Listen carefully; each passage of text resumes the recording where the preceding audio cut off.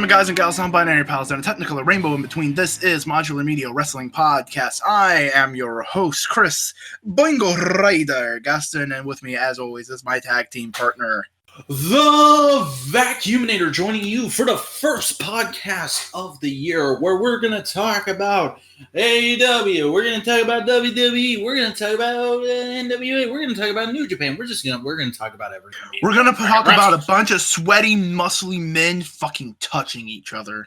Yeah. Give me the muscle and the oil.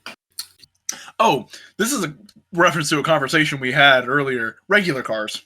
Yeah, that's kind of what we just did. But, so, as has been tradition for the past couple of weeks, I fucking didn't get to much shit just because, my life is in shambles. You're a busy boy. It's understandable. And it's just, I couldn't put the mental fortitude into it this week.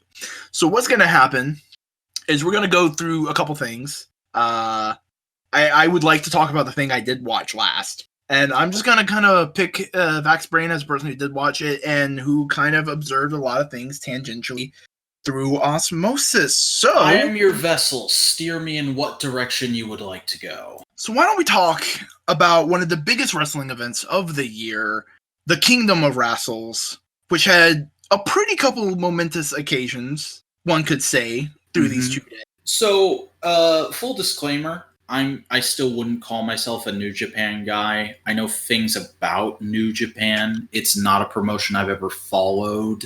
And there's 2 things you definitely know about New Japan. 1, it's in Japan, and 2, it's kind of new. Also, there is a club that enjoys bullets. And guns. Or maybe that's Suzuki's. Yes. Or maybe guns strapped to Suzuki. So I did not watch all of this. I kind of just picked and choose the things I wanted to watch, namely Jericho v. Tanahashi, Moxley v. I don't fucking remember who it was because I didn't know him. Jay White? Yes, Jay White.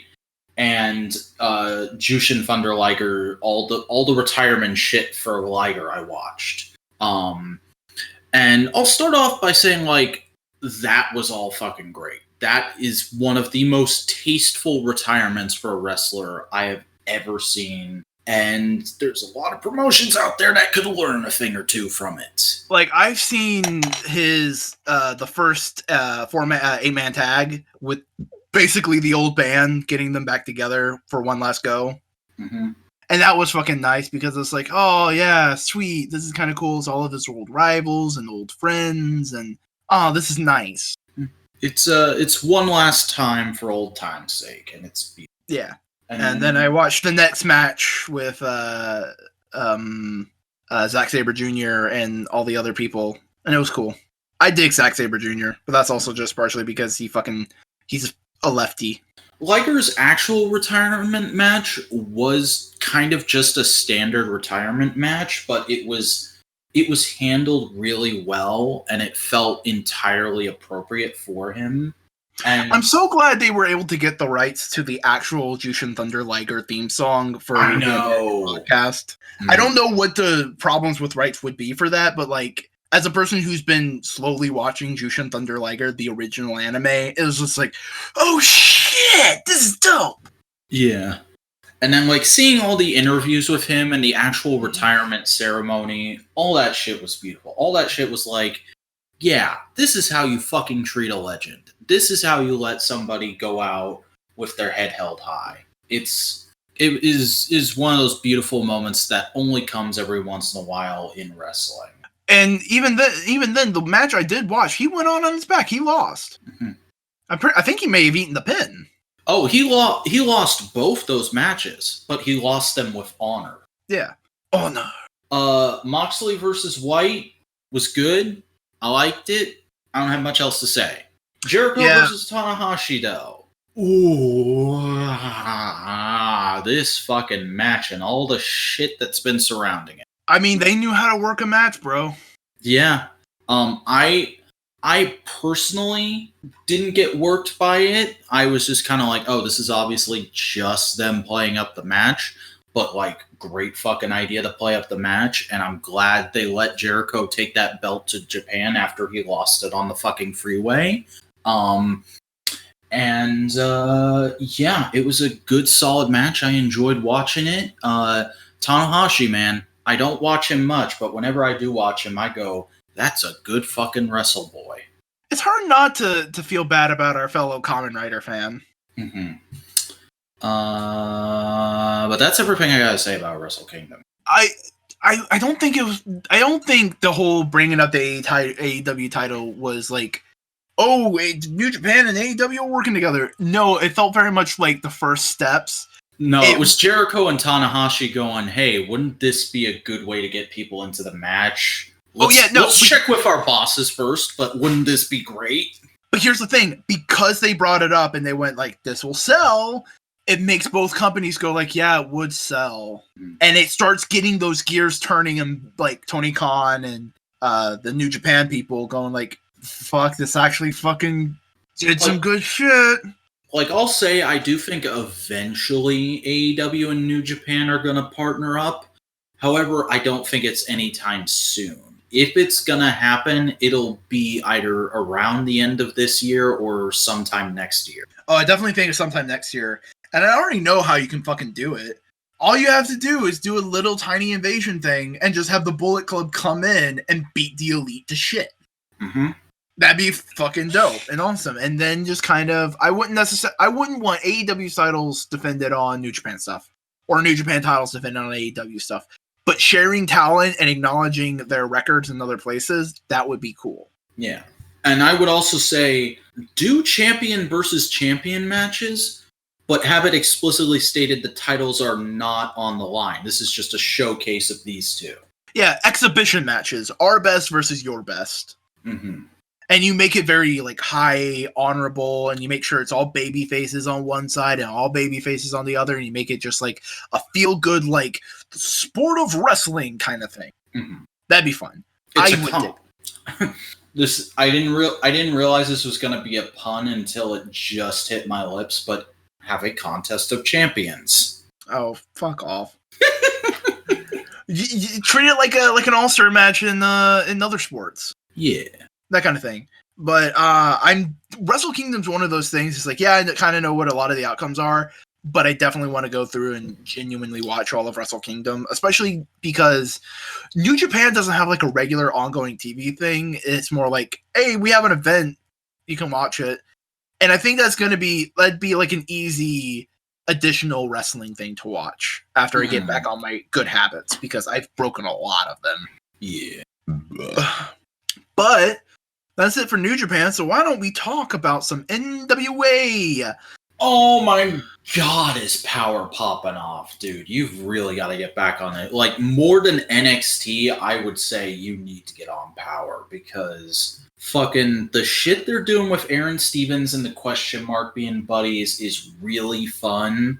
Just seeing Aaron Stevens just getting this great spotlight to be the cool heel he is with the national title backing it up, and just going like, yeah, everyone going for title shots right now is not the right kind of person. There's no one really good enough to face me. Look, I'm in this, I know this very exotic martial art now, and I have the grand master of it right here backing me up.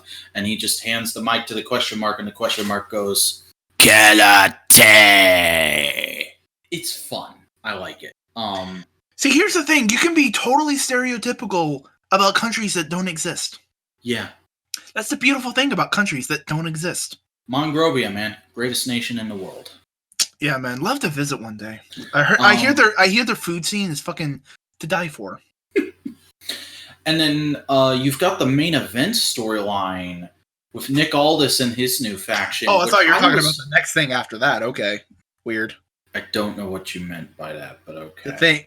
Look at the list. Uh-huh. What's the thing after what we're currently talking about? You said main event, and I said, oh, wait a second, we're skipping? Oh, no, you're talking, okay. Nick Aldis is the world champion. I'm making a joke! Oh,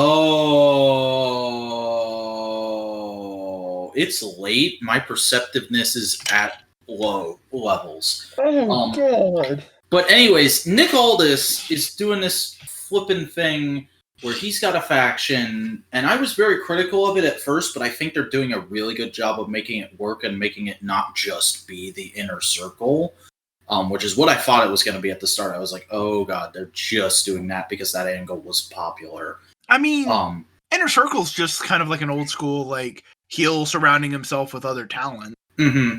And that's very much what they're doing here, but they're doing it in a very different angle where Inner Circle is kind of a bunch of goofy goofs who are kind of badass. Nick Aldis is very serious and very full of himself, and he surrounded himself with people who are like that. The wild cards come off as scary fucking dudes because they believe their own hype so much, and the same thing is happening to Aldis, where he's going around and talking about like how great he is and how he's exemplifying a new era for the NWA, and people need to get behind him.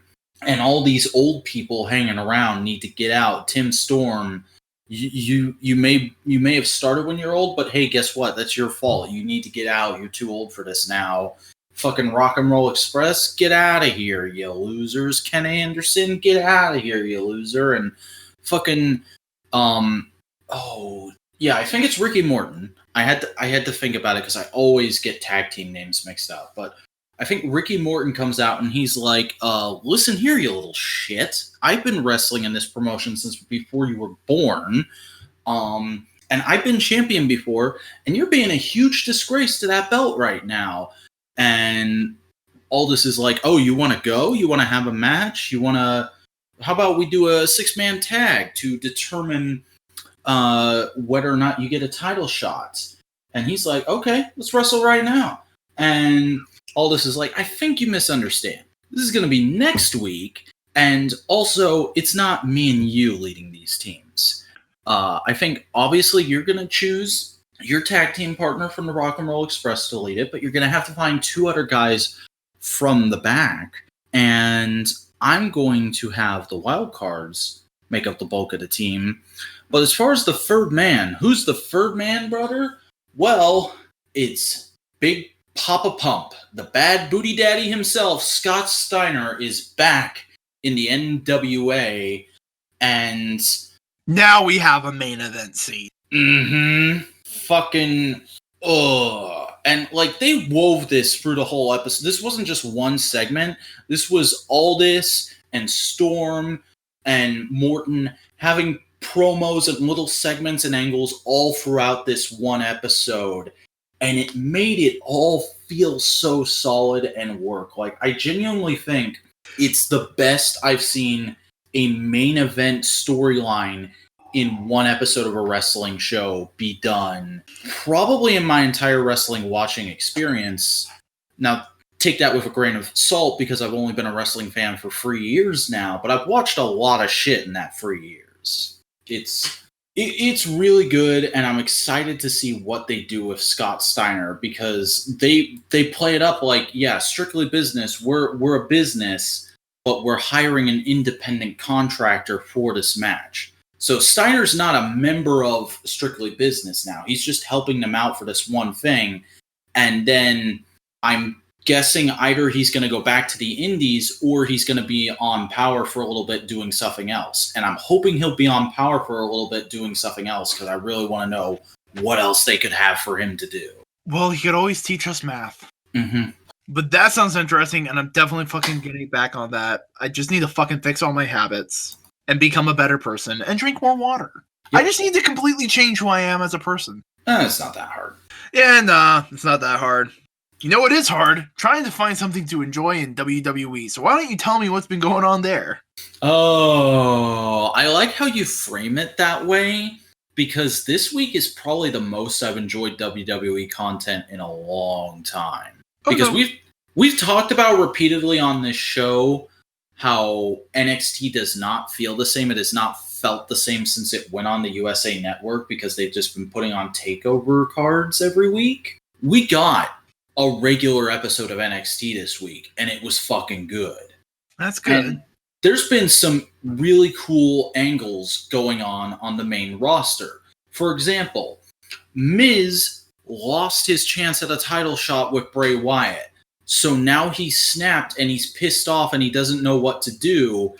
And he goes to his dressing room, and then an interview lady, probably Charlie Caruso, I'm not sure, I don't know their names. She goes up to knock on the door and try and get him to come out for an interview. John flipping Morrison, who we've known was coming back for a while, but still cool to see him, just pops his head out and goes like, hey, Miz isn't doing interviews tonight. He's kind of dumb. We need to talk about stuff guy to guy. And apparently, I haven't watched it yet, but we record on Fridays, and apparently John Morrison was the guest on Miz TV this week. So I'm excited to see what goes down with that. And then over on Raw, Brock Lesnar and Paul Heyman came out first segment of the week this week, first Raw of the new year, the new decade. And they're like, hey, there's no one who's not doing anything right now who could go up against Brock at the Royal Rumble. So we're just putting Brock in the Royal Rumble. He's going to be number one. And yeah, that means there's a possibility of Brock Lesnar versus The Fiend at WrestleMania. I'm going to go on record and say I don't think they're going that direction. There's a lot of wild theories as to where it could go. Now, betting odds for a while now have been saying that Roman is going to go up against The Fiend at WrestleMania, which would mean Roman would win the flippin' Rumble. I don't want that. Definitely not. I wouldn't put it past him to do that, but I don't want that. I'm just excited at this for the flippin' creative opportunities it presents, because there's so many flippin' dream matches you can get in with the Royal Rumble, or at least get a look at those matches with the Royal Rumble and having Brock Lesnar be in there. So many matches that we wouldn't get otherwise because Vince doesn't think they're worthy of going up against Brock in a title shot. And you can potentially make some stars with this, like Aleister Black and Ricochet. Yeah, those guys have been pretty heavily featured on Raw, but they've also been kind of floundering there. Imagine seeing them go toe-to-toe and kind of hold their own with Brock Lesnar. I'm not saying be the ones to throw him out of the ring, but just hold their own for a little bit. That's going to get those guys really over. Especially with, like, Aleister Black going full, like, kickboxing against Brock Lesnar MMA. That'd be fucking fascinating to see. Yeah. I'm really excited for what they could potentially do with the Rumble. And, like, yeah, I know, it's kind of crazy. A few weeks ago, well, more like a month or two ago, we were going like, yeah, fuck the main roster. We're done watching this. I don't care about the Rumble this year. Now I kind of care about the Rumble. I don't super care about the main roster. Like, I'm not going to go back to watching Raw and SmackDown every week because that's 6 fucking hours of TV I got to watch every week. But there's stuff on there that I'm interested in checking out via the YouTube clips. I couldn't say that a couple weeks ago. Yeah. So they're not back to where they should be, but they're fixing things little by little, and that's cool. Good for them. Yeah. Also good for flipping everyone. WWE ice cream bars are coming back. CM Punk finally did it. Because him returning totally made that happen, right? Oh, yeah, totally. No, but seriously, I want to try them. It's probably just going to be just basic imagine ice cream all these bars, years. Imagine all these years. It's just shit. Mm-hmm. And that is just going to be the summary of CM Punk's return. He failed us. In our greatest hour, he failed us. All I'm saying is, flipping. I know there's going to be people making food reviews of these on YouTube. The first person to make the joke, I can't believe I'm actually going to get to eat Becky Lynch. You're fired. But here's the thing: if you do that same joke with Daniel Bryan, you're hired. Yep. So getting on to actual NXT, we kicked off the show this week with essentially Rhea just coming out to do a little more celebrating, a little more bragging, just being like, 2 weeks ago when I won the belt and I celebrated with all you guys, that was amazing. That was awesome. I love you guys. I love being champion. I'm excited to do champion stuff. And then flipping Toni Storm comes out. And quick sidebar, I've heard of Toni Storm. I've seen like clips of her and stuff like that, but I've never properly watched anything that had her featured in it. My initial thoughts on Toni Storm, to quote the great poet Hank Schrader, that chick's got an ass like an onion. makes me want to cry. Oh God.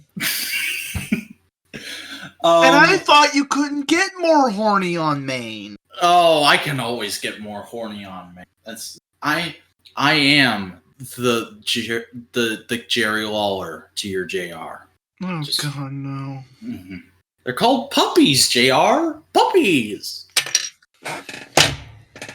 Okay, I'm done. A serious talk about women's wrestling. So I threw my headphones down not in protest, but as a joke. I just threw them down so you can make sure you hear them. I'm not upset at you. I just want to make that clear. It's fine. But serious talk about women's wrestling now. Tony comes out and she basically goes, "Hey, Rhea, it's cool that you're champion now, but remember that time I beat you in NXT UK?" And I was like, no, I don't think anyone does, because nobody but the crowds at those shows watches NXT UK. But all right. And then she remembers. She talks about at the next NXT UK takeover, which I think is this Sunday. She's gonna have a title match, and she's saying I'm probably gonna win. And then I'm going to have a match with you at Worlds Collide, which is a week or two later. And let's make it champion versus champion. I want that belt. Let's do blah, blah, blah, champion stuff. And then WWE speak, champion. I want that. Yeah, I want that. Essentially, yes. And then the actual NXT UK champion, Kaylee Ray, comes out, the scary Queen of Scots, as she's called. I really like that moniker. And she goes like, yeah, none of you are on my level, blah, blah, blah, blah, blah. I'm chicken shit heel lady. And then Io Shirai comes out and she's like, Japanese speak, I want belt. And then Bianca Belair comes out and has probably the best line of the night. As far as in-ring stuff is concerned. She just goes, I got 20/20 vision, and girl, better than you, not looking at them, just pointing. Better than you, points at Toni Storm. You don't even go here. Fucking. And then Candice came out and went, hey, I'm here too. And then they had a 6-lady tag, all the blonde ladies versus all the other ladies, because I guess Vince booked this. And then blonde ladies stand tall, and there's a moment where Tony and Candice are holding the belt because Rhea's on the other side of the ring, and they're kind of looking at the belt like, ooh, this is shiny. And then Rhea's like, can I please have my belt? And they're like, sure, here. So, yeah, we're definitely getting that Toni Storm match at Worlds Collide, but I think they're setting up that Candice is going to be the next person to go after the belt proper on NXT, which could be interesting, but I'm also worried about it because that means it's another Candice LeRae is teased for getting the title, and she probably won't because Rhea's going to be champion for a good long while. They're going to want to make her look strong. Yeah. So overall, decent segment. Then we get the first of two, and I'm just going to talk about them both at the same time because it's essentially a two-parter. There's a video package of Tommaso Ciampa cutting a promo on Adam Cole, talking about how he had to let go of the title when he went into neck surgery, how much it tore him apart, how much Goldie means to him. It's like Adam Cole stole his life, and he wants his life back. Adam Cole can't really call himself the champion because he never beat the previous champion, so give Ciampa his title shot. And I would agree. Then we got the first matches of this year's Dusty Tag Team Classic. It was Imperium versus Forgotten Sons, which was pretty good. Or no, it was I'm trying to remember. No, I didn't get it mixed up. Imperium versus Forgotten Sons was pretty good. I liked it. Imperium looked nice and strong. And the Forgotten Sons continue to be the tag team that takes the pinfall. And then it was Undisputed Era versus Gallus, who are the current NXT UK tag team champions. And I mentioned that just because I assume Anybody listening to this podcast does not watch NXT UK, much like me. So I learned that tonight, and now you get to learn that tonight. Huzzah! But Undisputed Era beat Gallus, so those two teams are advancing. And it was also announced, kind of hilariously, because they just did a casual thing instead of going for the big pop of this person coming out. Kushida is getting back together with Shelly to have the Time Splitters be a part of the Dusty Tag Team Classic. Hell yeah. Pretty flippin' cool. I'm excited to see that match. And then we get a backstage promo from Matt Riddle. Basically, I think it was Kathy. I'm not sure if it was Kathy, but I think it was Kathy. She asks him, hey, it's kind of weird that you're teaming with Pete Dunne. You guys aren't exactly the best of friends, and you're not exactly a good match at first glance, which right away I was happy they were doing, because remember fucking last year when everyone and their mom was going, dude, why are Aleister Black and Ricochet teaming together? They don't make no sense. Batman and Superman. Mm-hmm. They learned from their mistake and said, okay, here's a promo explaining it. And one better, apparently they had a scripted promo for Matt to do, and he was like, okay, I'll do this. I'll give you a really good take of this, but also, can you let me just wing it in one and then decide which one works better? I don't care what you go with. I just want to try this. And they were like, okay. And so they went with the one where he just winged it, because apparently Hunter was just howling when he watched it back. But it's essentially, the interviewer goes, okay, so why are you teaming with Pete Dunne?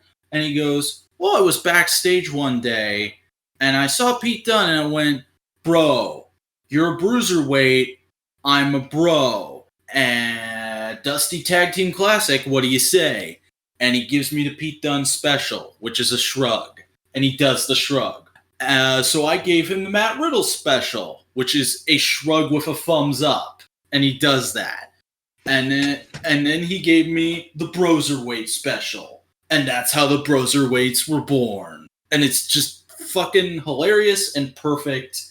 And like, ooh, See, here's the Matt thing. That's Riddle, also like a friendship I would like to see extended just beyond this thing of basically, hey, you can't fuck with that stoner. That's my stoner. Mm-hmm. It's one of those things that makes you go, wow, Matt Riddle is really good for somebody who just started wrestling. Like, he knows his character and he knows how to play it up perfectly. And I kind of hope he stays in NXT forever, because Hunter will allow him the freedom to go off script. Yeah. See, there's some wrestlers that just make more sense in WWE. Matt Riddle's one of them. Mm-hmm. Then we got a little match between Austin Theory and some guy whose name I don't remember. He was in the Breakout tournament, but this was essentially a reintroduction to him, and I didn't care because holy shit, Austin Theory is finally on NXT. Apparently he had a match with Roderick Strong last week on the Christmas Day episode. It was one of the pre-recorded matches that they played on Christmas Day. Right. I didn't see that. So for me, this was Austin Theory making his debut in NXT. And I've heard good things about Austin Theory before. I had not seen Austin Theory before. I am immediately excited about this guy. This guy has the air of main event star about him. He's fucking great. He has this excellent sort of badass white boy look about him. He's got really good ring acumen. And just his Titantron and his fucking name is enough to get him over, because I would be surprised if that's his real name, because it just feels like something somebody fought long and hard about and went, what's a good badass name for a wrestler? Austin Theory. It's up there with like AJ Styles, Steve Austin. It's that kind of level of good ass name, and I'm excited to see where this kid goes. Also, I've only just become a wrestling fan in the last couple of years. I'm already at the point where new talent debuting is younger than me. Yeah. He's 22. I turned 23 this week. Hot damn. Mm-hmm. I mean, Velveteen Dream's always been younger than us. Yeah. Then we get a bit where Johnny comes out to cut a promo on Finn Balor, basically talking about like the Prince is back, but hey, he left. I never did. He went up to the main roster and did a stupid thing. I got the call and I said, no, I'm going to stay here because I loved it. I love it, and I mean that. Finn Balor's just a shitty sellout who's just coming back here because he couldn't make it on the main roster. It's that whole rigmarole. And Finn comes out and he calls him out. He goes, yeah, good promo, Johnny. And I kind of cringed at that because it's one of those things where sometimes I'm okay with people using those terms in kayfabe. Sometimes I'm not. It was one of those times where it didn't play well for me. But then I was immediately okay with it because it just cuts back to Johnny and he's smiling. He goes, yeah, you like it? It's like, yeah, I practiced it in the mirror. Candace said it was good. Then we had meatloaf. Old man Johnny Gargano. What? No, Johnny's just started slowly turning into Otis. Yeah. Candace. Mandy. Judas. Judas Dozo Wrestling. Yeah. But Finn basically goes like, okay, so you want to match against me as revenge for being taken out and missing TakeOver? All right, you can have it at TakeOver Portland if you make it that far, ... And it cuts back to Johnny and he's just smiling because Johnny Gargano knows that kind of play. He fucking did that play to Aleister Black once. He's got your number, Finn. He knows what's coming. Yeah, but here's the thing. Finn can go full on fucker and just really surprise the audience, and that'd be interesting. Mm-hmm. It's gonna be interesting to see where it goes. Like, I've talked about in the past how I'm not super hot on Finn Balor's whole reinvention on NXT. His current one, but this angle was like a bit of an eyebrow cock for me. I was like, this feud might be pretty good. I'm interested to see where this goes. So hopefully it's good things, but not so good things. Mia Yim comes out for a match with Cadence Carter, and it's a pretty good little match. It's nothing special, but they do some fun stuff. Mia Yim wins, gets her a little more clout. And then she's attacked by Chelsea Green, who I probably wouldn't have recognized were it not for the fact that I watch Major Brothers. And I know she's been on main roster stuff the last couple weeks because apparently they've just been shopping her around trying to figure out where she fits. And this is where she's going to be for the foreseeable future because she's debuted as a part of a new faction in NXT called the Robert Stone brand, which is being led by, of course, Robert Stone, who is Robbie Suffenrutter. He was an Impact guy, and now he's signed with WWE. And I don't know about this. This is kind of weird. It feels like it could potentially make me feel about a women's roster thing the same way I think most people feel about the Nightmare Collective. It's just like, I don't quite get this yet. I don't know what it's supposed to be. I don't really know these people. I got to see how it plays out. Yeah, see, just from the name, it sounds like it's meant to be like an influencer, Instagram-y model kind of thing. Mm-hmm. Model. And it did kind of play that up because the way Robert Stone introduces Chelsea Green, he's like, she's the first signee of the Robert Stone brand, the sexy, scintillating Chelsea Green. Look at her ass. But you know what I'm saying? It kind of feels like influencer-y bullshit. Mm-hmm. But you know who has a great ass? This next man. Who could it be? It's just me. Keith Lee. Oh, Keith Lee. Don't you forget about him because he had an amazing showing this week in a massive fatal four-way to determine the number one contender for the North American title. And Keith won. I fucking called it.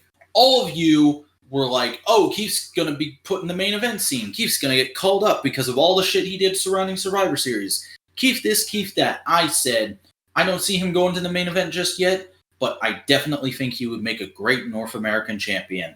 And they're fucking doing it. I was right. It's nice to be right for once. I honestly could not tell you whether or not he's going to win next week. I hope he does, because I feel like now that we're out of 2019, it's time to start slowly taking that belt off of Undisputed Era.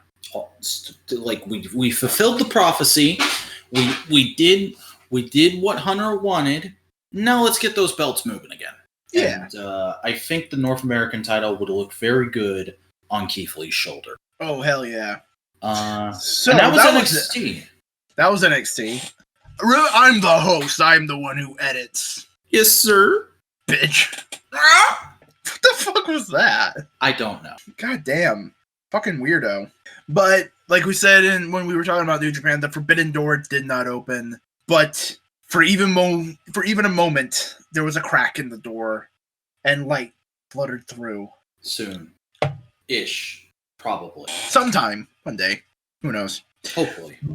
But we had a really dope little interview segment with the one, the only, the Jurassic Express. Yeah. Nice little... I think it was in a video called Road to Memphis. They're doing this now where every episode of Dynamite gets its own little mini Road to. Which is fine. It's cool. I mean, good little promo packages, good little interview segments. That it's nice. Mm-hmm.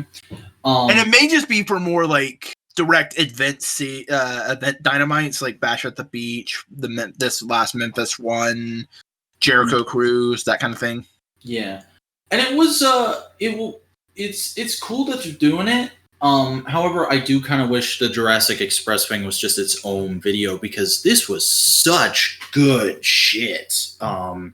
Getting to see Jungle Boy finally say something about his match with Jericho, kind of put over the other members, and then the flippin' Marco stunt thing. Ooh, did that hit me in a place. I was like, Marco, buddy, I love you, man. I can't believe people say that about you. You're great. Because basically they were all going like, yeah, no, we are kind of a weird group. And people were like, yeah, why are you just latching Marco on? It feels weird. And then Marco goes like, well, that made me feel bad. It made me feel depressed for a good bit, thinking I didn't belong. And then Luchasaurus gave what I've been trying to articulate with Marco Stunt being in the group, because I've always dug it. I always thought it was cool. And he basically explained what I've been trying to articulate as a fan for a while, is that Marco Stunt is the innocence. He's the person wide-eyed that the audience can latch on to watching Jungle Boy and Luchasaurus. Mm-hmm. He's the human character standing there with the Transformers. Yeah, he's their Spike Witwicky. Mm-hmm. And it's actual Spike Witwicky, not fucking Shia LaBeouf. Yeah, that's Sam Witwicky. Right. Cool. Glad I fucking wiped that movie out of my memory, so I didn't even remember that shit. Mm-hmm. But this is a great, beautiful little segment, top notch. It just makes the whole group feel more. And it was such good timing to do it too, because I'm not sure if he's from Memphis or if he's from some area near there, but Marco was essentially the hometown boy this week. So it was really good that they let him have that moment to talk about that. Oh, yeah. No, that was probably one of the most over main events AEW has had in just terms of like the audience being engaged. Mm-hmm. And I don't mean that as in like, oh, AEW main events have been bad. It's just more of like, no, they played up to the crowd a lot more in this match. Yeah. We'll get to that. I'm checking real quick to make sure I wrote it down. I did not. So you want to just talk about that match right now? Oh, sure.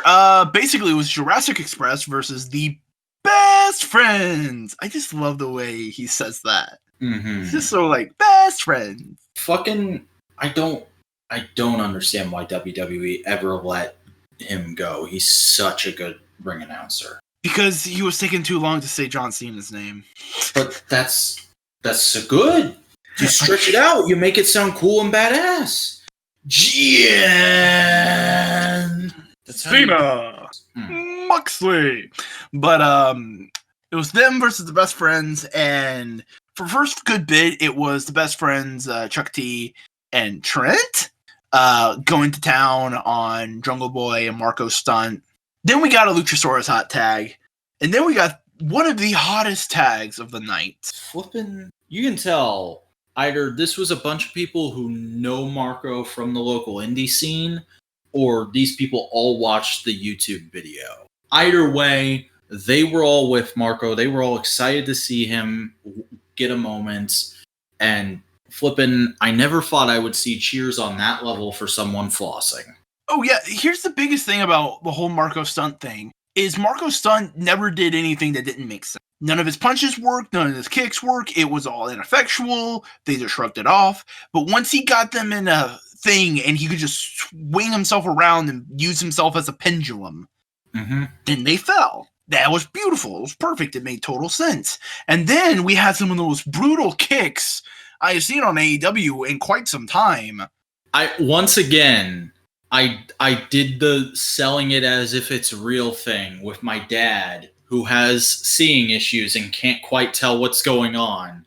So it was hilarious to see his interaction as I'm going like, oh my god, he's massacring him! And my dad's like, what? What's going on? Fucking Orange Cassidy, man. He allows for such great opportunities to work people. It's so good, and like the whole crowd was into it. But no, again, that's the thing about Orange Cassidy. When he's wrestling against a normal wrestler, they don't put up with that bullshit. So Luchasaurus grabs him by the throat, slams him. But then Orange Cassidy does all his flippy shit, and it's like, oh shit, dude's awesome. Yep. Oh man, solid match. It was also really cool to see that be like the main wrestling match of the night. It wasn't the main event of the night, but like, it was pretty cool. Yeah. Is good, solid wrestle times, and so was the rest of AEW this week. Yeah, we have a guest commentator, at least for the first match, more saying, hey, he's going to be on Dark next week. Yeah, it was essentially just, and I saw some people complaining about this, saying like they false advertised that they were doing a tribute to Memphis Legends. I don't ever remember them saying they were doing it on Dynamite specifically. I remember them saying, coming up in a few weeks, we're doing a tribute to Memphis Legends. I don't remember them ever specifically saying Dynamite. No. And they did it live for the crowd, which is more important for something like that. And they filmed it for Dark. That's fine. Yeah. I will say, though, they should have just mentioned this guy and maybe had him come out and take a bow, because he really added nothing to the commentary for that first match, except to say, oh, Private Party's good, aren't they? Oh, yeah. And also going like, oh, these new kids are doing a bunch of shit that we never thought of. Yeah. And, like, just the visual of 4 people sitting at a commentary desk kind of made my eyes spin. Yeah. But, hey, you know what's good? 4 people in a wrestling match, because Hangman and Kenny had to go up against Private Party because Private Party wanted Hangman to pay his bill. And Hangman said, nope, fuck that shit. I'm going to beat you guys. I'm going to get myself a win. And I believe it was Kenny who actually ended up getting the pin. Yep, but he did it with a one-winged angel. And it was a great match. Just good Private Party shit, and Hangman and Kenny kind of barely holding their own, but still getting in there. And like they did have me going at one point with like that silly string spot where there's the 2 count. I thought that was it. It's that good. But there's also like a really cool subtle element between Hangman and Kenny, because right now Hangman's trying to distance himself from the Elite, but he's being tanked up with Kenny to do some stuff. And slowly through these matches, his teamwork is working really good with Kenny to the point where he is a better wrestler because he's working with Kenny. Mm-hmm. That it really shows that no, Hangman should be in the Elite. He's a better person because he's with his friends, and his feelings of self-doubt are just that, just feelings. They shouldn't be trusted like that. He should trust his friends more. Mm-hmm. And it's just really kind of cool to see a character become disillusioned like that. It's the Bucks have been talking about ever since we first started hearing rumblings of how the booking in this company was going to work. They have storylines in mind. They have long-term plans for what they want to do. And they want to do more sophisticated storylines than you usually get in wrestling. They're not...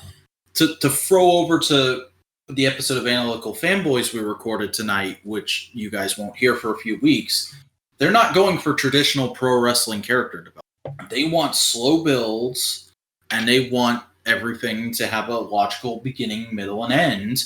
And they've also said, like, yeah, we know that's not going to give the people what they want every week, but it's going to make for a more satisfying thing in the long run, and we want to try and make that work. And in my opinion, especially with this Hangman thing right now, they're making that work. Oh, yeah. It was a great little bit. But then some bastard had to fucking ruin it by basically choking out a friend of Kenny's. Mm-hmm. He's got a brutalizer on Michael Nakazawa backstage, and flipping every ref in the building is surrounding him. And he won't stop, and he's just yelling, "Give me my rubber match, Kenny! Give me my rubber match!" And fucking... And the beautiful... Go ahead. No, you go.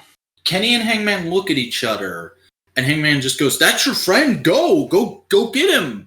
And Kenny runs off, and then immediately they go to picture-in-picture. But if you watch the picture-in-picture, Hangman doesn't do shit. He just gets out of the ring and goes up to some fans who are in the front row and have beers, and he just starts drinking and partying with them. It shows on some level Hangman still cares about the people around him. Mm-hmm. Like, he still recognizes it, but it's like he's trying to drown his demons, and that's very fascinating. Mm-hmm. It's really good. So next we have a thing that we and you haven't directly talked about it, but I think we have, through the proxy of Dr. Cox from Scrubs, have kind of already come to an understanding of our opinions. The next match is basically the women's title match that has been promised to us: Chris Statlander versus Riho. For the women's title, and shit goes wonky. Because Brandy Rhodes is on commentary, and she basically spends the entire time sort of like backhandedly shitting on everyone, talking about how Riho's not been here enough, talking about how Statlander is just weird and her gimmick makes no sense. Why are you doing something so stupid and indie-like in this promotion? Which, again, that's how I felt about Statlander right away. Now that there are characters actually talking about that, it makes me like Statlander by proxy. People were calling this bad commentary. People were going like, "Oh, it's bad. This is bad comedy," or "It's trying to be so bad it's funny commentary, but it's not getting there." I'm like, no, this is just good character work for a heel. This isn't Stephanie McMahon, people. This is somebody who actually knows how to work. And flipping the stuff she had to say about the other members of the booth, telling them all to quiet down and just let her work, and flipping targeting Excalibur for wearing a mask and calling him Exhibit. That shit was hilarious. Yes, it Oh yeah, calling them ugly and shit, and it's fucking perfect. Mm-hmm. And while that's happening, about partway through the match, Awesome Kong and Mel come out, and they start stomping around the ring and threatening. And then at one point, I believe it's Statlander gets tossed to the outside, and so Kong and Mel pounce on her, and they start beating her up, and Brandy's just like, "Oh, looks like it's time to go take care of business, boys. I'll see you later." And she gets up from the desk and comes down. But you guys got to remember, when they first came out, Brandy was going, "Guys, what are you doing? Guys, mm-hmm. I can't control them sometimes." Like, very obviously, like, we planned this, but I gotta put on the air that I don't know what's going on. I don't know how people saw that as she can't act. That's the fucking point, you That's the kill. Oh, but let's continue. And she comes down, she distracts Statlander, and then out from under the ring, the bald guy they've been teasing finally comes out, and it's Lufer, Dr. Lufer, from the Japanese deathmatch scene. And I'm not going to pretend that I knew about this guy before this. I'd heard Brian Zane mention him in that episode of Who Wore It Better or Wednesday Warfare or whatever it's called now, where he was like, oh yeah, I think that's Luthor. That guy mentored me. That's cool if that's him. So that's literally all I knew was it could be him. However, I will say I enjoyed this debut. I don't think it was the best debut ever. However, I also think comparatively to some AEW debuts, it was pretty good. It was you saw this guy, he came out, he acted weird, he did some weird goofy shit, and he fucked with these ladies. That's what you weren't supposed to do. You weren't supposed to know who he was. Who the fuck is that? That's what it was. I will concede, I think it's ridiculous that after the Butcher, the Blade, and the Bunny fiasco, they're still having Excalibur just know who people are right away and nobody question it. But he did give at least some explanations, like, is that Luthor? I mean, he's known in the Japanese deathmatch scene, but why would Luthor be here? Mm-hmm. He questioned it a little bit, like, I think that's him. So it's better. Yeah. But this time around, that was just a minor nitpick. It's not like this debut was majorly interrupting a huge angle they had been advertising for a while. Like, we all knew Suff and Fucky was coming in this Statlander match because the flippin' Nightmare Collective have been targeting Statlander since pretty much day one. Yeah! And you know what? I like that they went back to having the match for a little bit after that. I like the way this ended with them pulling Riho's or Statlander's, I can't remember which one of them, it pulled someone's legs, and it ended up Statlander got pinned with a roll-up, and Riho was like, what the fuck? I didn't want to win that way. What's going on? And then they get in the ring and they start trying to beat him up again. And then because Hikaru Shida and Britt Baker were sitting in the crowd watching the match, Hikaru Shida runs in to make the save. Flippin' Big Swole runs in to make the save. Sonny goddamn Kiss runs in to make the save. And then he goes in. You cut to the ringside. And there's Britt Baker about to jump over the barricade, and she thinks better of it. She's like, I don't know. I don't exactly like these people too much. Maybe I'll just let this play out.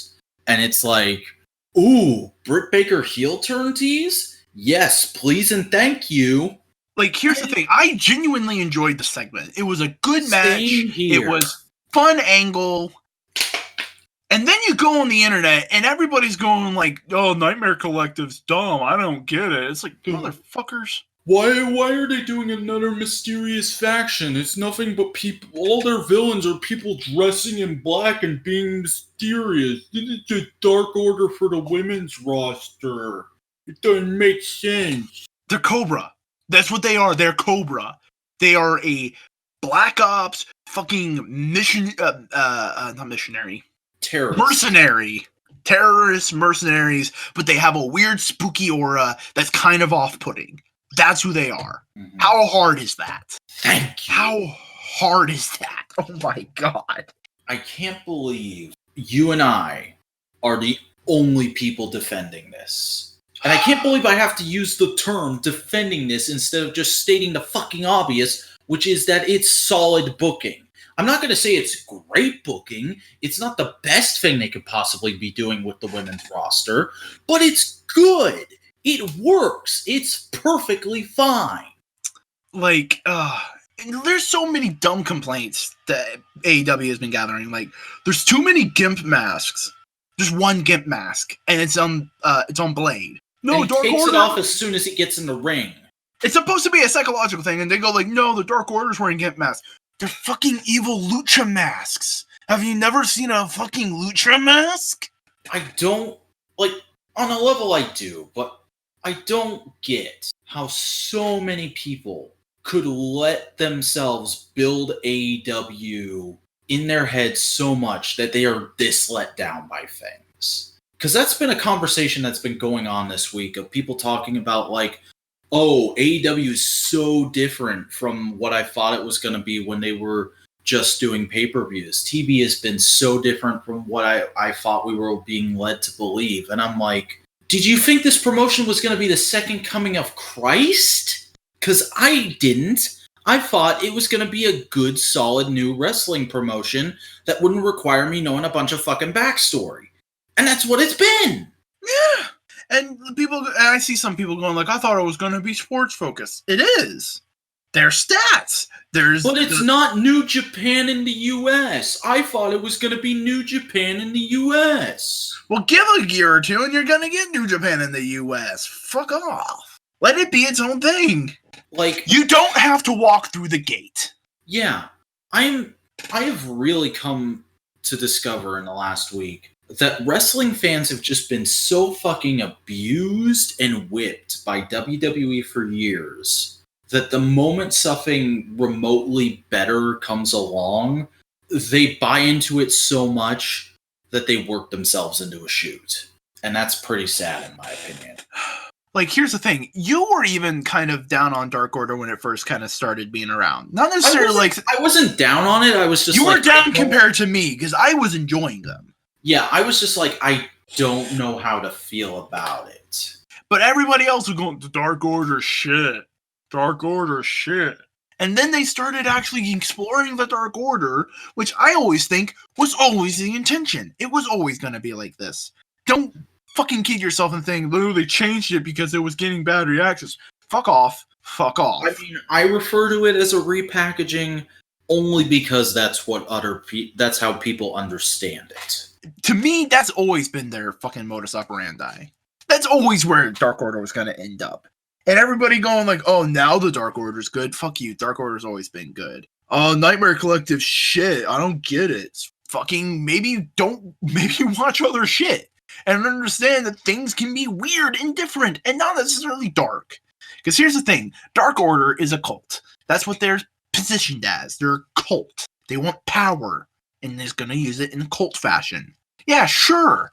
Mel's kind of a cult-esque figure within the Nightmare Collective. But it's much more of like a brainwashed terrorist cell who's willing to die for her cause. Mm-hmm. She joined because she believed in the cause, rather than Brandy, who set everything up because she has a particular goal in mind. She wants to control she wants to basically be... Nightmare Collective is an attempt at making an authority. Mm-hmm. She wants to control the women's division as she sees fit. Yeah. And you know what? I think there's really interesting places you can go with that once we're done with this title feud. I want to see not necessarily an intergender feud, but I would like it if Kenny were to come in and go, "What are you doing to all my Joshi friends? I thought we were cool, Brandy. What the hell?" I wouldn't mind seeing that on a BTE just as a joke if they never actually do a genuine match. But like, people are so ready to shit on a thing, expecting it to just go to shit at any moment now, going like, see, I knew it was bad. I knew it was bad from the beginning. It is the literal equivalent of video game fans complaining about Pokemon getting DLC because they're used to Pokemon getting another game. And it's frustrating. It's not frustrating on a, you know what, we're going forward through our own fucking brony bullshit that we just talked about with Endless Jest. We're talking about a podcast we just recorded. Mm-hmm. Look up Analytical Fanboys Horseshoe Saga in like 3-4 weeks. Yeah, just keep an eye on the channel, subscribe, click the bell, bullshit. Yeah. But we're going through that motion right now of just like, fuck wrestling fans. Mm-hmm. Not necessarily fuck wrestling fans for me, just like, why don't people get this thing specifically? Because I enjoy the conversation of most everything else. But then people bring up Nightmare Collective and go, oh, that's such trash television, isn't it? And I'm like, guys, we were cool 5 seconds ago. How did this just become a conversation about the presidential election? Like I said this to you conversationally before we started doing the podcast. My mantra from now on is you have to defend the negative. If you have a negative thought about a thing, you have to defend it. Give me a reason why. Just don't say, oh, it's garbage, I don't like it. Well, why don't you like it? Explain. Go through your negative feelings. Explore them so you can figure out what it is so you know what to fucking deal with. Mm-hmm. Oh, it's garbage. It's trash. How? It's like the Dark Order. No, it's not. Yeah, it is. It's like, no, it's not. Explain to me how it's like the Dark Order. Well, it's black and spooky and... so you're only observing the most base elements. Great. Glad I can understand now that you don't pay attention to the things you watch. So Darby Allin's part of the Dark Order? No. Darby Allin's... He's black and spooky. No, but it's different. Oh, so there can be different black and spooky shit. Like, come on. Give it 2 months, and all these fans who say like, I don't like Nightmare Collective, are just gonna be going like, yay, Nightmare Collective. Same way they did with fucking Dark Order. And you know what? I think it might be, and we need to move on. We've been on this for quite a while, but I think it might just be the people we're looking at. Because if you look at the fucking, and I don't like being the guy who talks about this, but if you look at the ratings numbers, viewership fucking spiked higher than it did the entire episode for this match. And it went back down after the match. Not after the Lufer debut, after the segment ended. The general public is interested in Nightmare Collective, or at least in this storyline which involves a Nightmare Collective. I think it's quite possible that the wrestling fans you and I pay attention to just don't get it yet, hopefully. But I think the biggest thing is when you focus on a type of media, you blind yourself to other types of media so you don't ingest other kinds of thought. Like a good example of this, if you're a fan of anime, you tend to watch a lot of anime, but then you don't watch movies, and then you don't watch cinema, and you don't watch other kinds of content, so you just get inundated with anime until you're kawaii desu. This is how you become the Digibro. You've just explained why I fucking don't like Digibro in the most succinct way possible. Mm-hmm. We'll talk about that. That's why I became sick of Digibro, because I enjoyed hearing him talk about anime until I wasn't watching any anime for a good long while, and he kept only talking about anime. This is why I don't want to talk about one singular kind of media.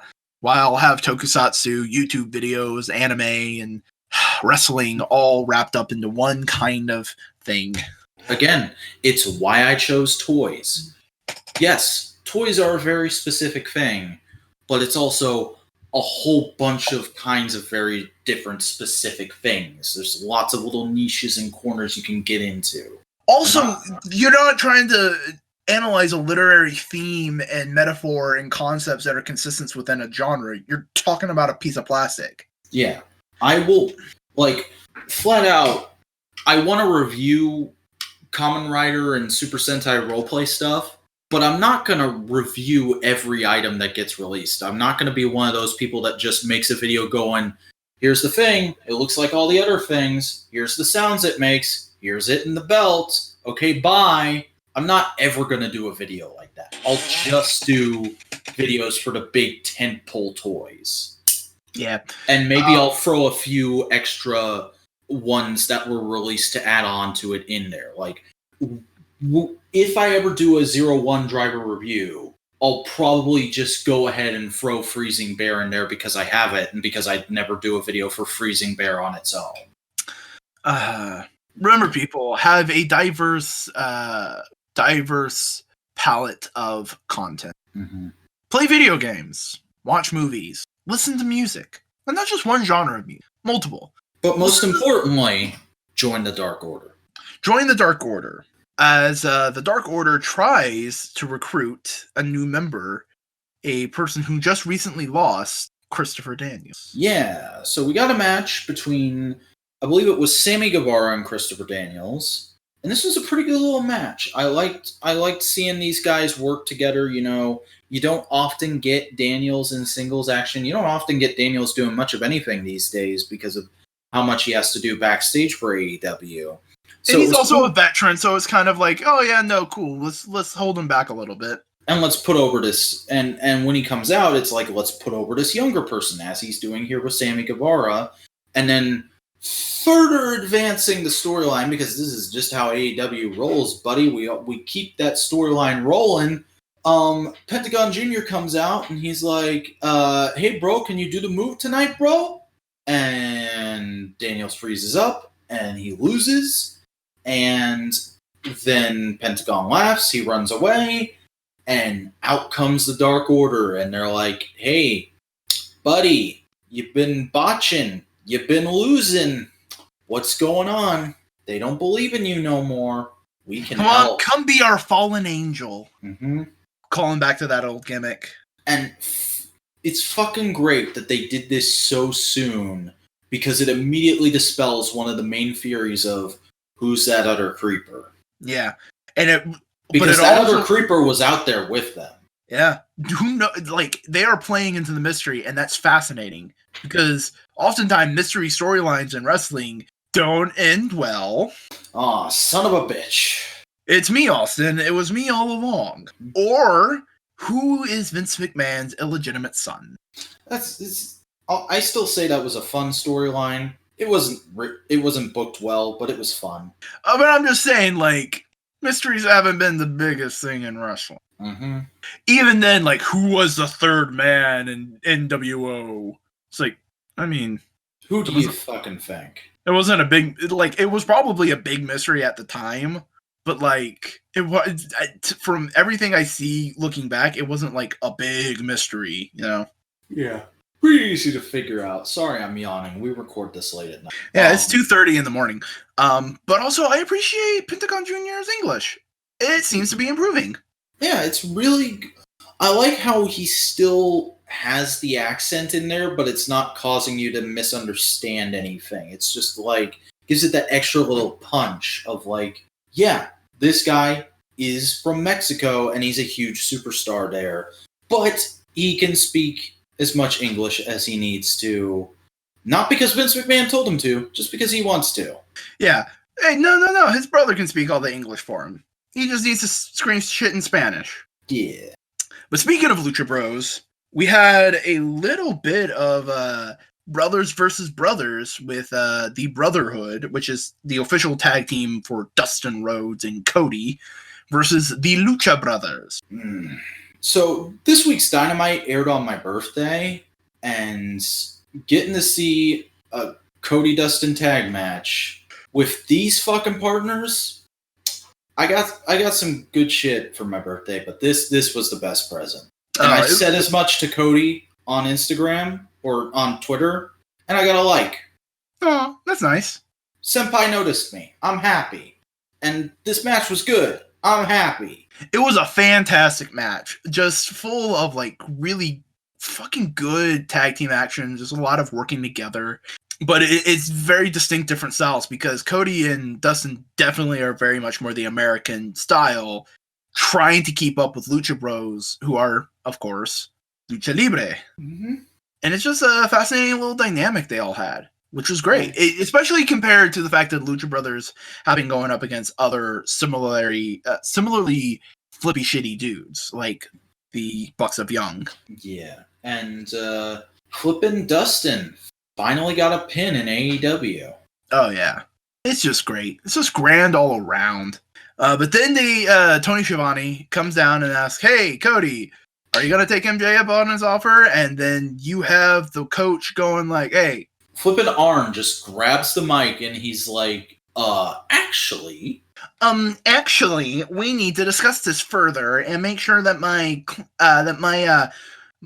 player is up to snuff. Mm-hmm. Which I've seen some people go like, that's kind of bullshit. And it's like, dude, they're trying to make you watch next week. What do you expect?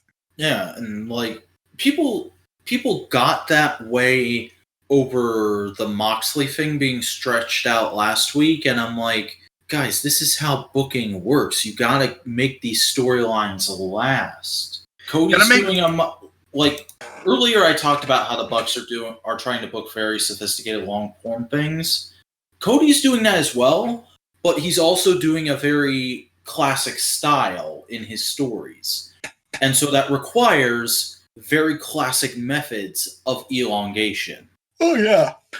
And people go like, oh, it's bullshit. 1 week you didn't have enough time to talk about it. It's like, no, they did have enough time. It's just they're just going like, no, we just need more time. We want to make him sweat a little. Make him sweat a little. Make him do this. You know what? Maybe Cody's just a bigger man and he doesn't need it now. Who knows? And guess what? If they are trying to make him sweat a little, it works. Because the next segment, MJF comes out and he's like, Cody, what the fuck? You told me you were going to give me an answer this week. Get your ass out here. I'm going to count to 10. Get out here. I'm younger than you, but I'm acting like you're my child or some shit. He counts to 10. I'm going to call you a coward. And it's like, fuck off, dude. Mm-hmm. But someone does come out. Only my favorite wrestler who I have never seen him wrestle. It's me. It's DDP. Oh, boy. DDP comes out. Crowd goes wild. It's Memphis. Come on. He's a Southern wrestling boy. Everybody knows DDP. Mm-hmm. And he comes out. I don't know if he's from the South. I'm saying he was known primarily for wrestling within Southern promotion. Yes. But he comes out, he starts talking back to MJF, kind of standing up for Cody and also being like, hey, you're a piece of shit. I can't believe you got that ring. And he calls him flipping motor mouth jack off Friedman. And it just cuts to MJF sitting in the corner of the ring on his phone. And I didn't notice until later, but apparently he was actually on Twitter and he tweeted out, is this old fart ever going to shut up? Perfect. That's how you use social media to work with what you're doing on screen. Good stuff. But MJF cuts back in and he's like, no, why? You're not going to get one more match. Because that's a thing DDP was talking about, was like, hey, DDP Yoga's a thing.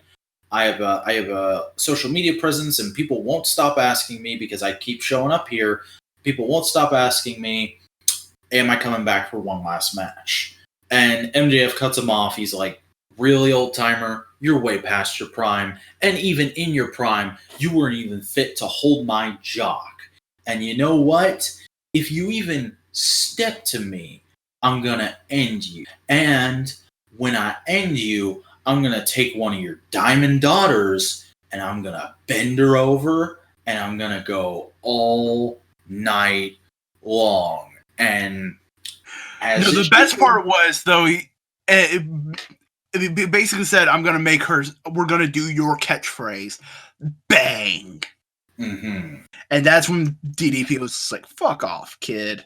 Yeah, you don't do that about an old Southern guy and his daughter. You just, that's, I don't care who you are. Even if you're a massive heel like MJF, that's just being stupid. And of course, DDP immediately tries to hit him, and MJF, being the chicken shit heel that he is, he immediately goes like, whoa, let's not take anything too personally here, dude. And he backs up to Wardlow. It's good stuff. And help me out. I can't remember what exactly happened next. Well, basically, fight breaks out. Typical wrestling shit. But it's 2 against 1, DDP. But who would come out and help but people like QT Marshall and Dustin Rhodes? Yes. I couldn't remember if there was something before that or not, but that happens.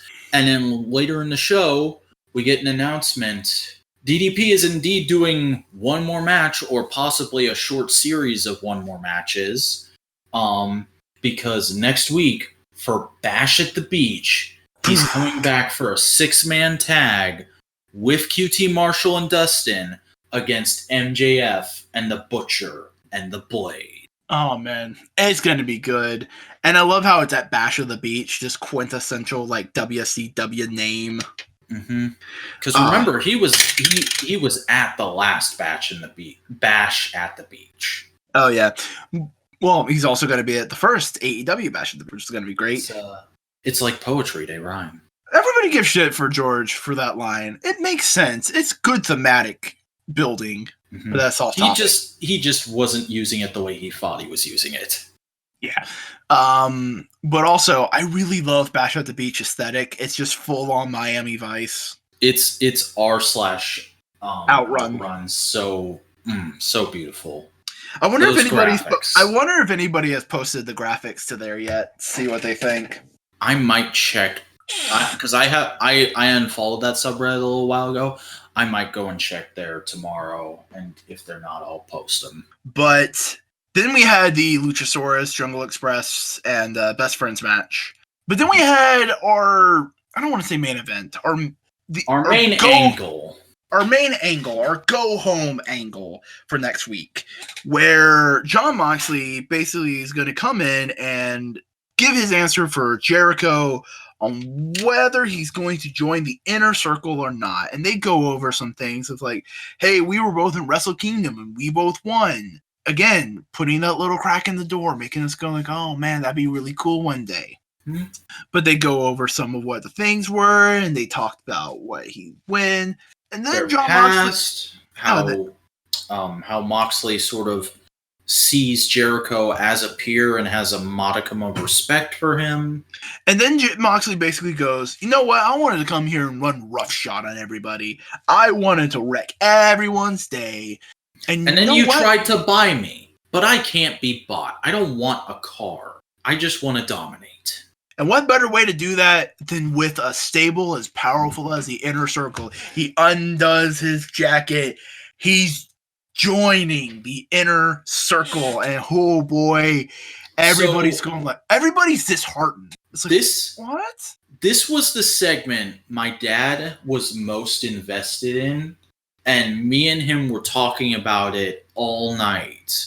Just like, oh, what do you think's going to happen? What's going to happen? He's got to say no. He's going to do something crazy and like put Jericho through a table or some shit. And we were just sitting there like every time the question was asked or teased, we were just like, no, not happening. Nope. He unzipped the jacket and it worked us. We fucking were like, what God. The hell? What? No. And people have been saying, I haven't had a chance to rewatch the segment. People have been saying that apparently there's a point where he winks at the camera to telegraph that it's not actually happening. I didn't catch that. So this whole time I'm just going, oh no, the Inner Circle is becoming the NWO. The Inner Circle is becoming the NWO. I have to say bad things about AEW now. Oh man, they tease it and they play it and it's so good. Like they celebrated twice. Sammy and Chris were so flipping happy. He said yes. And then like, there's one point where Mox just goes up to him like, hey, I think you forgot something. Oh yeah, here's the keys. More bubbly. But it was very much more like right in the middle of it, so Jericho wouldn't be thinking about it. It's like, oh, hey, wasn't the car's in my name, right? Yeah. Here's the key, dude. Like, Jericho wasn't thinking about that. He mentioned, before Moxley gave his answer, he mentioned, like, cars parked across town, Santana and Ortiz are there at a bar getting a party ready for us. So my thought was, like, I thought he was going to say no by cutting to someone, I don't know who it would have been because Mox doesn't have many friends in AEW, but cutting to someone just fucking up that car with Santana and Ortiz lying passed out in front of it. And he would be like, nope, and just walk out. But honestly, this is better because it's more chaotic. He basically gets the car, they celebrate one more time, and like 2 minutes left to go for the show. He just goes, hey, Jericho? And Jericho goes like, yeah, Mox? I lied. DDT. I don't want to join your group. It's a stupid group. Like, so nonchalant and matter of fact. It's stupid.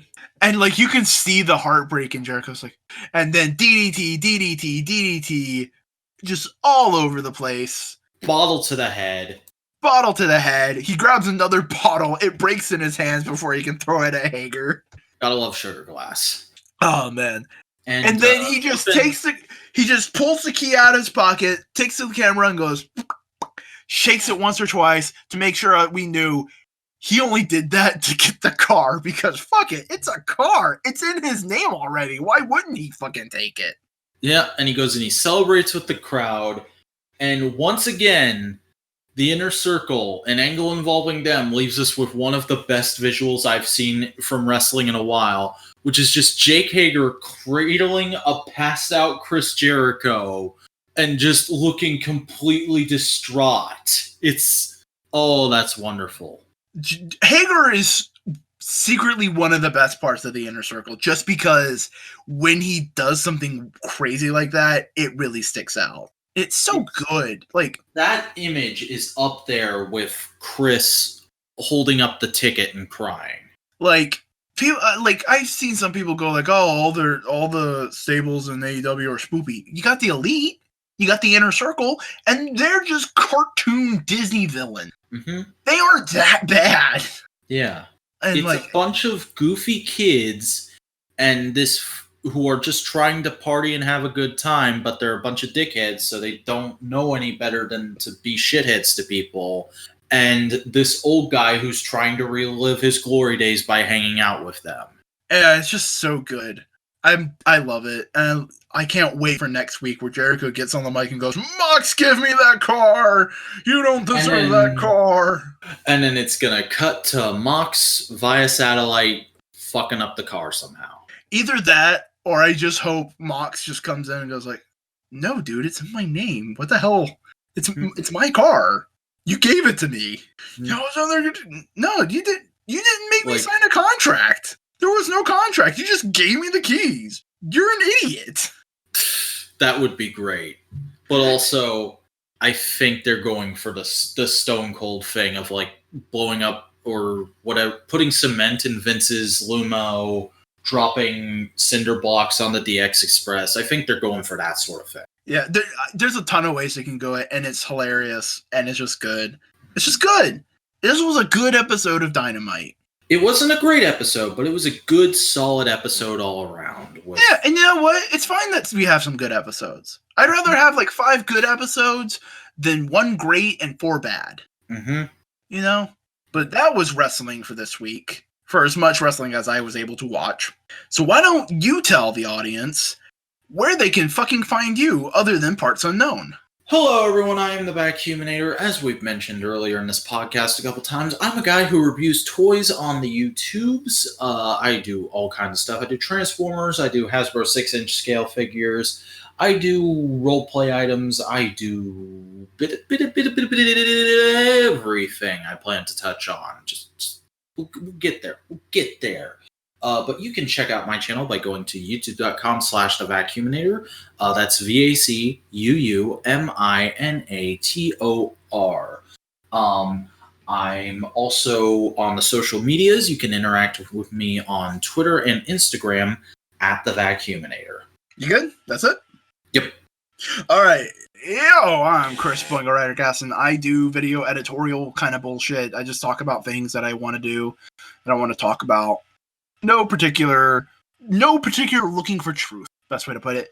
I find meaning in metaphors that don't exist. You can find me on YouTube, Boingo Writer. Probably it's going to be a link in the description. I'm on Twitter. I mean, technically, I'm on Twitter. Not really. I don't use it. Boingo_writer. I'm on Instagram. I'd probably use that a lot more if I actually did shit. Boingo_writer. And as always, you can join my Discordy shit. Link to that is in the description. But this has been an episode of MMWP. Any final thoughts? Nightmare Collective good. Yes. Any final thoughts? Wrestling good. No. I was trying to imply THOT. Oh, do you want me to say the thing about Tony Storm's ass again?